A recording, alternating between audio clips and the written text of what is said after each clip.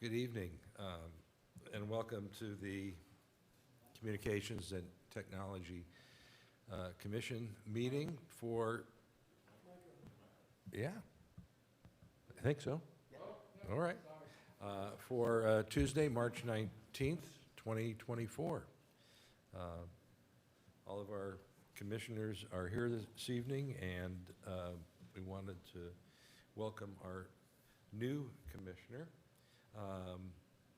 Kartik Nedar, who joins us tonight for his first meeting. So welcome. Thank you very much.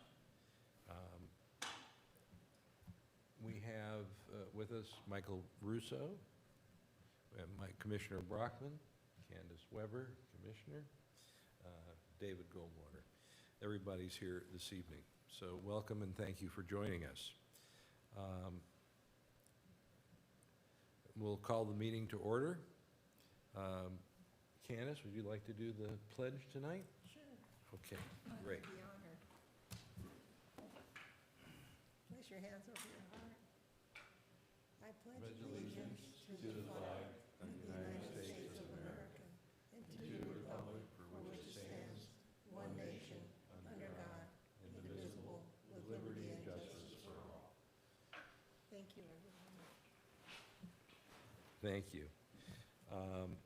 We have our first part of the agenda, which is a review of our minutes from Tuesday, January 30th, 2024. Yeah. Oh, yeah. We have our agenda this evening. Move to approve the agenda as Good. There is one correction on subcommittee reports, number 7, where it says engagement subcommittee.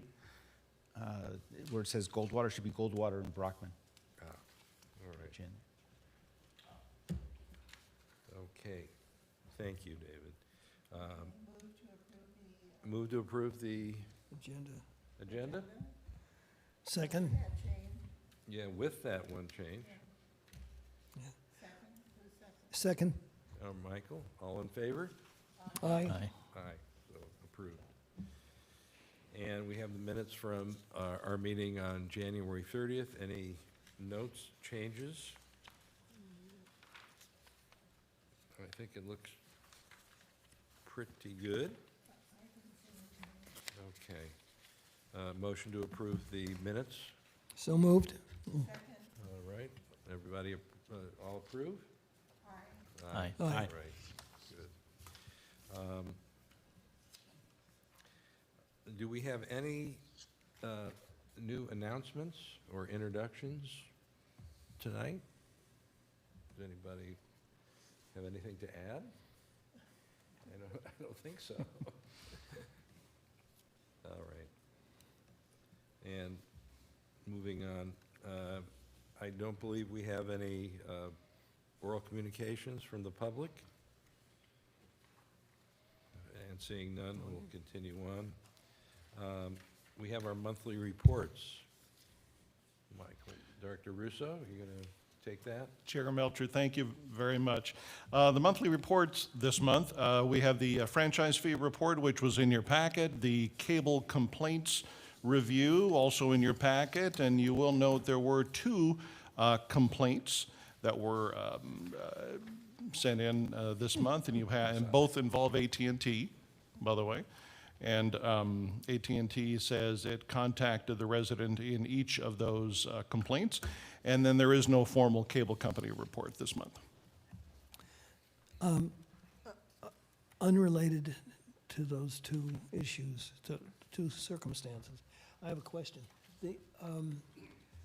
Supposedly, the quarterly reports, or one of the months is March.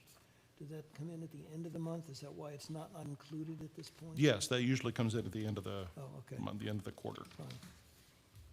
Thank you.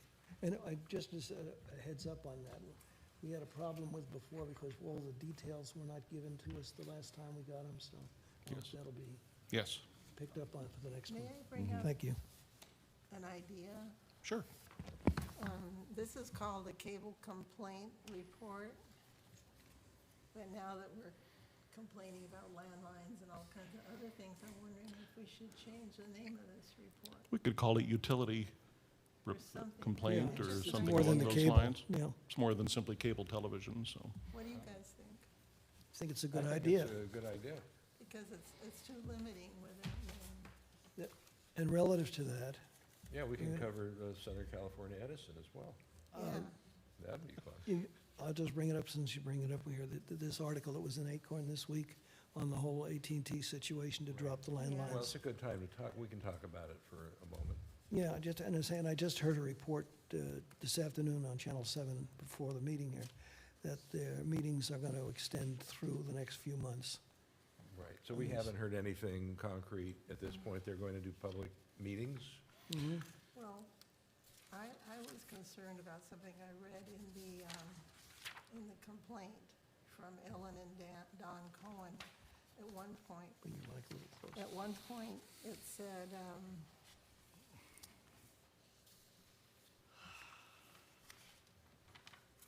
Well, he from said, Dan Rivetto, it said, "I tried to explain that both wireline and wireless networks depend on a reliable source of electricity to operate."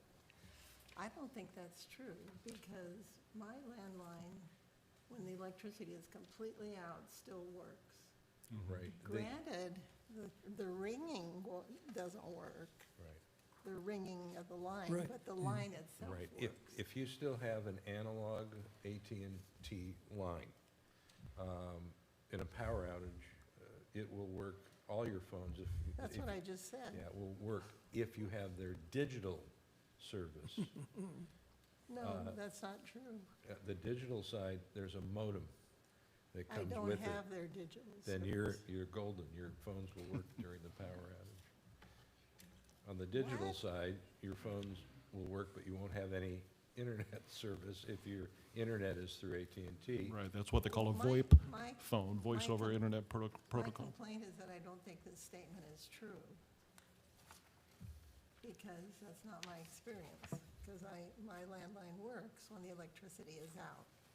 Well, but it is true if you've got a low-powered modem and their normal landline internet service, which is, a lot of people don't have it in Calabasas because it's simply not fast enough.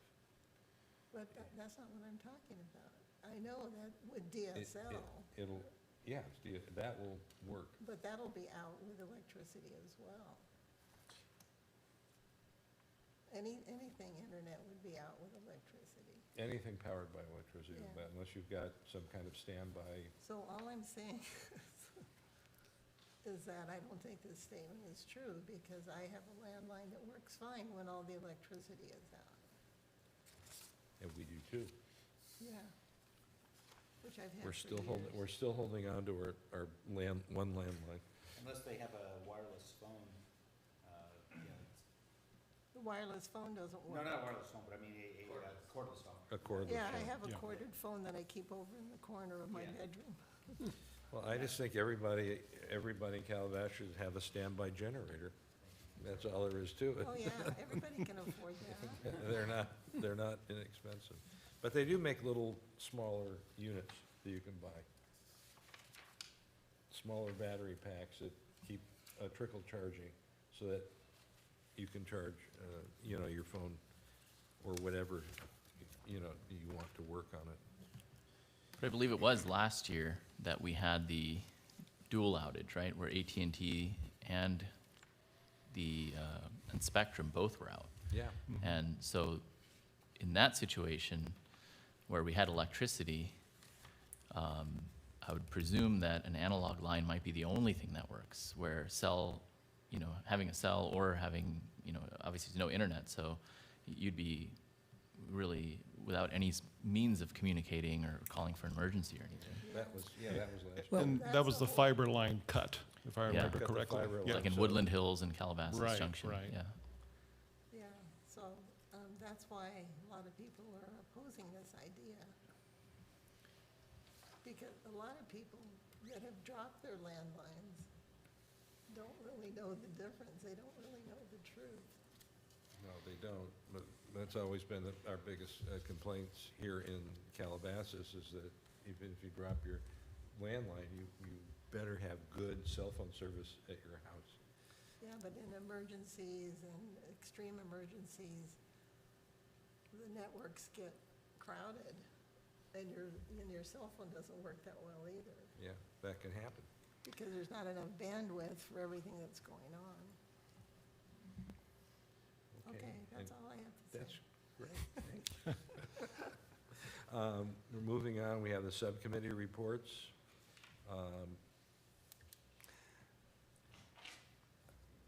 The wireless subcommittee, I Yeah, don't think I have anything, no, Michael. we don't, but I am wondering, Michael, if we can do a follow-up on the timetable for the various entities that we work with, when they talked about a year or so that they won't be able to do anything, and Yeah, we're past we're that beyond point. that, definitely. Yeah, the plan is right now, in the May meeting, I would like to have, or I plan to have Terry Dipple from the COG come and give us an update on the fiber backbone. But then the June meeting, I would like to still, I'm valiantly trying to get all the wireless providers to come here Give us for an a update. wireless summit of sorts. I was hoping we could have it in March, but the only one who's shown any kind of interest so far is AT&T. So I'm still working on the others. All Has right. anyone heard from Dylan? No. No, not this I have evening. not. I haven't heard anything. Hope he's okay. I'm sure he's fine, he's just probably on homework. I remember that word. Yeah, we'll cover Mr. Dipple in a second here. All right, so moving on, our programming subcommittee. Before we go forward, just for the sake of the audience, making them aware of what we were talking about, is that the various utilities had said something to the effect a little over a year or so ago that it had to do with the issue of the limitation on our wireless technologies in the city, the ability to have the cell phones serve in a more uniform fashion than they actually do because of various reasons. And we are trying to stay on their heels, so to speak, to make sure that they come back to us with an update on a plan as to how they're going to be implementing, expanding the services that we have. And that's what we were just addressing this last few moments. And we'll see where they stand, and they come back to us and give us an update. Thank you. All right, thank you, Thank you, Michael. Commissioner Brockman. Okay, next up is our programming subcommittee. We don't have anything yet. Dylan was gonna follow up with some stuff at the high school, but I don't know. I haven't heard Okay. from him. Well, we can table that. Yeah. All right, on broadband subcommittee, Yeah, just trying to work with Michael, hopefully Terry Devil will show up. You said in May? That would be the May meeting, correct? May He- meeting, He's, and- he's got it on his calendar. right, we need to come up with a list of, Question, yeah, I think we just want to get the progress, what's going on, what, maybe reiterate what the benefits to the city will be. Sure. Cost effectiveness. I know we're talking about state funding was picking up a majority of the tab. Is that how it was working? I think, I believe so. Okay. right, and some federal, Yeah. Transportation funding is in there because it would be running along the 101. And that's what, like, South Bay, COG cities have done successfully, so. all right, well, that'll be interesting to see how that project is, going to come out. It's a big project. And community engagement subcommittee, anything there on emergency response or? I'll answer for the two of us. Nothing new to report, but I am going to contact our prior commissioner,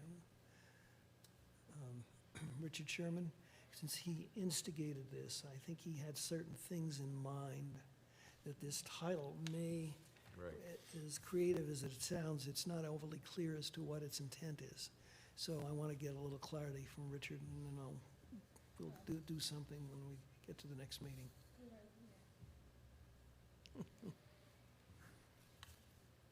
Okay. Very good. Director's report. Yeah, thank you, Chair Melcher. And not really a whole lot of news to report. In your packet, you see the city smartphone app usage report on Granicus and YouTube usage by the public as well. If there are no questions on that, I can turn it over to Arvin Petros, our media supervisor, for the staff update. Good evening, Arvin. Good evening. Thank you, Chair Melcher, Commissioners. I'd like to go over our production for January through March of this year. Some of our new programs, we did a Las Virgenes Creek tour, a Water District Irrigation Control PSA, a Body Positivity Fair, Public Safety Crime Prevention Symposium, Voter Information Night before the elections of March. We went over to the Senior Center, did a nice little program on their Caring Calabasas Knitting Project.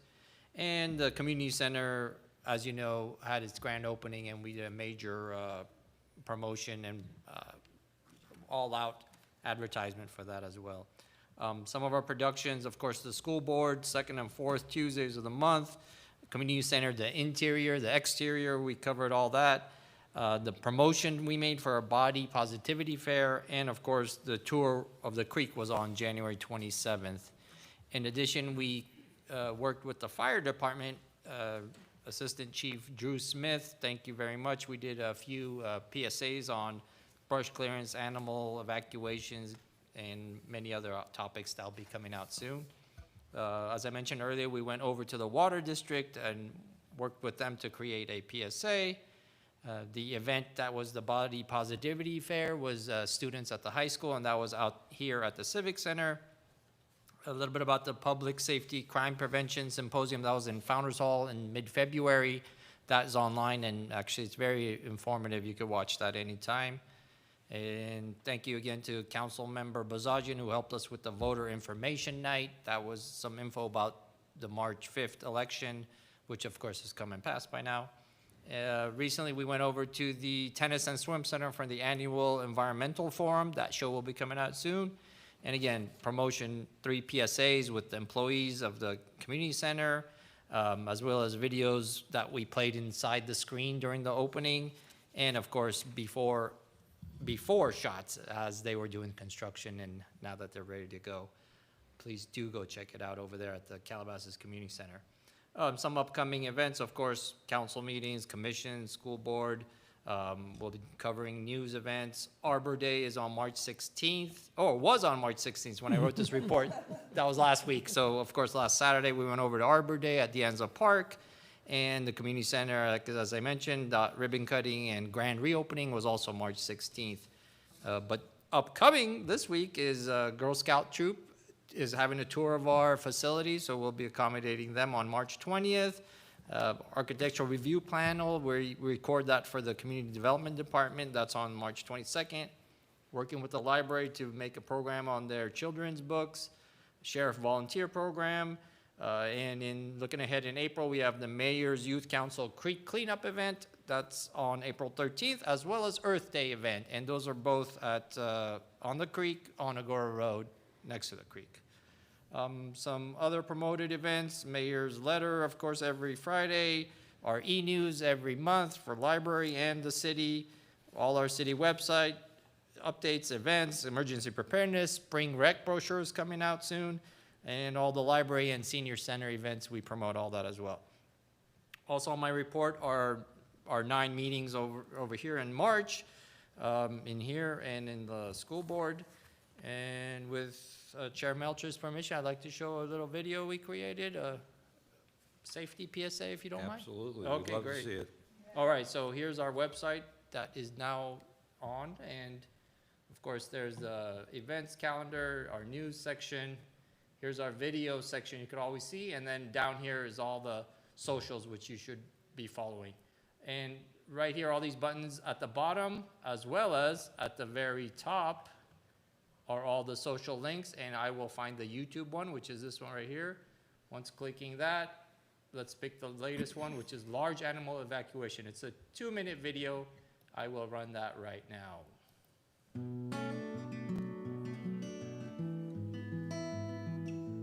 Today we're here to talk about large animal rescue and evacuations.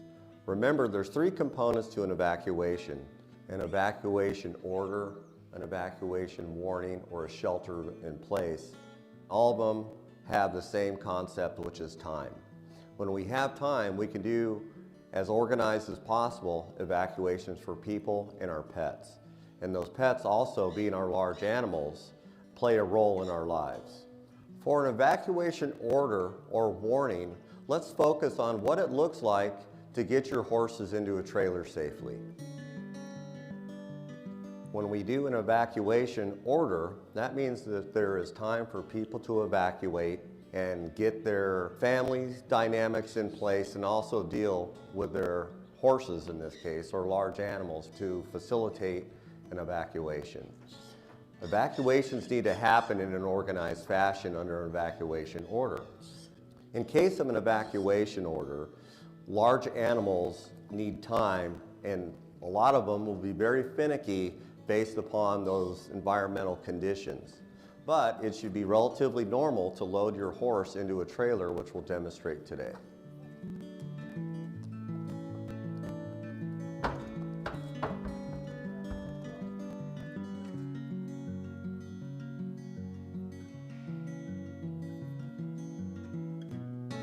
And for best practice, if you're in a shelter in place or in an evacuation and you're not at home, it's best to leave those horses in the arenas or their pens. One thing that your firefighters and law enforcement don't need is a large animal running around in that operational area. That is significantly dangerous to your first responders.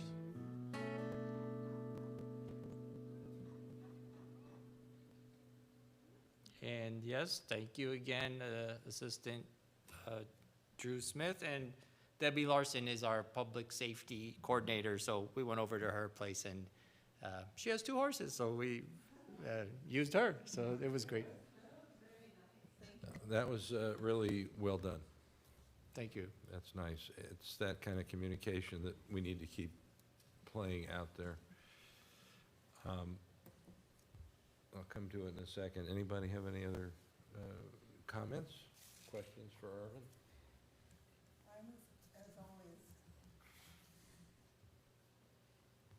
As always, I'm astounded at the quantity of work you guys do. I'm so impressed. Every month.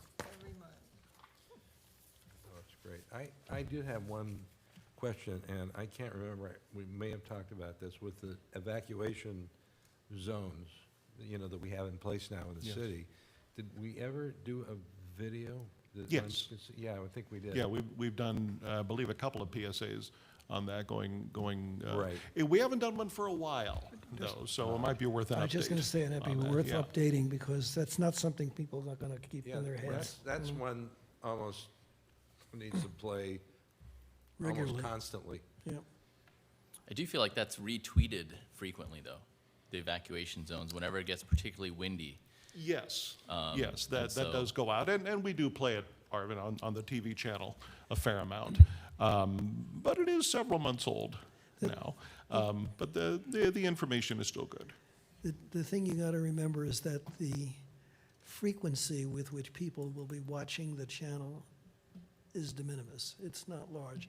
So even though it may repeat a few times, in most cases, anyone who sees it, it'll be a first time. Yeah. So playing it over and over again, it's really handy. Okay, terrific. Our And I will, if you'll allow me to indulge, what Assistant Chief Drew Smith said, extremely important, because there are so many people out there who have large animals, whether it's horses or donkeys or even goats and sheep and things like that. And there are people who don't even have trailers. And so what do you do in that situation when that evacuation order comes? There have been cases, and Drew mentioned it in the video, where horses either let go or they just get out in all the chaos. And that's the last thing you want to have happen. I mean, when I worked in San Diego, there was a fire in Fallbrook, and there were probably 20, 25 horses that got out of their stables. And it was utterly chaotic. So it really pays to practice with your horse if you do have that trailer, and make sure they know how to get in and out, because some horses just will not get inside a trailer. We don't have that problem with our little shits. I was just gonna say, what do I do with my pound and a half bunny? That's for sure. All right. Any other comments on our staff and CTV reporting, other than Candace's kind comments to Arvin this evening? And he deserved them. Our student commissioner is not here tonight, so we don't have that report. Future agenda items. Anybody have anything? We have our May meeting coming up. Yeah, the two we mentioned for May and hopefully June. Yeah. Great. Are we dark in April? Yes, I was going to suggest that we skip April, and then shoot for May and June. Yeah, I think that, based on our kind of slim agenda tonight, that would probably be pretty good, unless Yeah. some massive new cell tower pops up on the horizon. And if that happens, we'll definitely meet in Yeah, April. we can meet on that, for sure. All right. If nobody has any other comments, I would call for a vote to adjourn. So moved. All in approval? Aye. Okay. Thank you all for attending tonight and watching our meeting. We appreciate it, and we are adjourned.